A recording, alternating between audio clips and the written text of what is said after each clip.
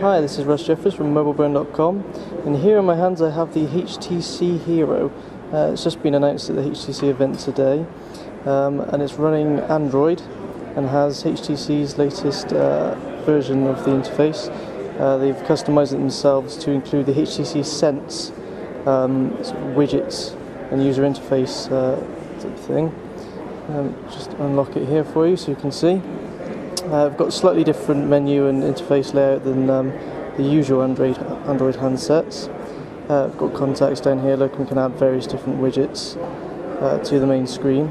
We've also got some nice mail widgets and SMS widgets, and widgets a bit like the TouchFlow 3D user interface on the Windows mobile devices, but brought to Android for you. As you can see, we've got the weather widget here. Just scroll across back to see what else we've got. There we go, we've got email down there as well. We can hit the menu there and we've got the usual menu view as you used to on the previous Android handsets. This device also got a 3.5mm headphone port on the top here. We've got a 5MP autofocus camera in the speakerphone. We've got micro USB port on the bottom here with a microphone pinhole. Nothing on the right side. And we've got, so you can see at the bottom here, we've got a trackball, a home button, a calls key, a call end key, a menu key, a search key, and a back key there at the bottom as well. Search is quite good. You can search Twitter, Google, or throughout the phone in the contacts menu and the applications menus. Overall, it's a very nice device. We'll be getting a review of it very soon. Yeah. So you have the lock screen with the kind of information and text messaging, etc. like that. You can just sort of grab and pull down at any time. And then when you're into the HTC Sense experience, where you kind of have the different panels where you can totally customize with the kind of background and also the widgets that you want to put on it, kind of reflecting what you want to do. But the widgets aren't just kind of static icons. They actually are kind of elements that you can go into. So this is zero-click access to get to the information that you want. Anytime you can adjust it. Say you have that space, you want to add something, you can add an HTC widget, which is the widgets that we've shown here. You can also add the Android widgets. So any widgets available on market, you can download them, and they'll also be available, fully supported Cupcake OS. So we just pick a widget. Say for example we're interested in stops, and within that kind of the HTC widgets there is different styles that you can choose. So that was the stop tracker. Sorry, I swiped a bit too much. So say, oh, I don't like that, the stop tracker is not the information I need. You can just grab it and get rid of it at any time.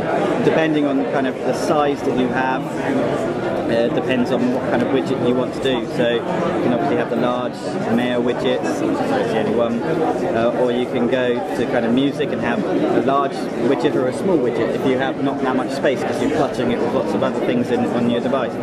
Just select and kind of it will put it on, but if you want to move it to another pane, you just drag it kind of across, but it won't fit there, and it will just allow you to pick it up and move it to an area where you will have it, and kind of click at the home.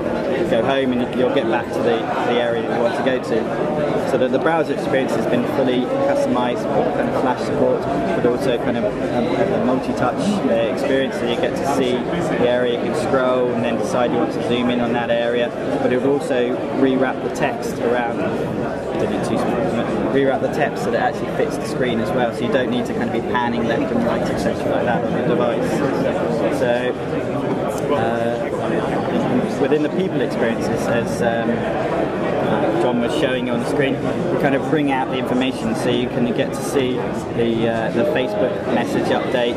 You can go and see all the text messages, the emails, the events, and also say albums. You know that he's kind of gone on holiday. You can obviously go into his Flickr album, and as long as kind of you're friends with him, you can just quickly go into the album, and you can view it in an easy style and be able to have a look. Everyone's connecting at the moment, so the Wi-Fi unfortunately is a little bit slower. Is this to take a new photo as well at the bottom? Yes, so you can take a new photo as well. So at any time you can open the camera.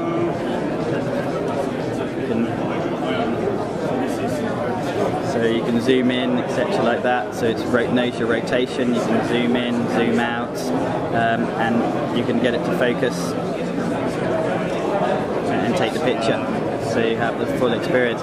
Also, if you wanted to take a footprint, you can go to a footprint and it would geotag the location for you, so that you kind of can navigate there in future, etc. like that. So, and we can go to the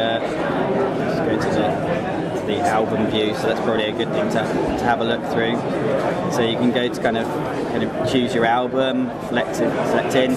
You can sort of see it in multiple ways. It will kind of give you this star, which is kind of the whole star, or you can go in a film strip style, which will allow you to kind of pan like was shown on the screen in the film strip. So it will rotate the screen accordingly. Yeah, that's very nice. The experience is like setting the time. We've made it easy, so kind of you go to the clock, you'll click on the clock, and it's kind of before you had to kind of type in a number, etc. like this. There's obviously a spinner dial. You can just quickly, easily find your numbers. You don't need to kind of worry. We're kind of giving you the ability to quickly set things and kind of make it simple for end users. And same kind of simple things like going to a stopwatch or a countdown timer, etc. like that. Just easy access. What processor does it have in it? It's a Qualcomm 7201A processor, so 400 megahertz processor.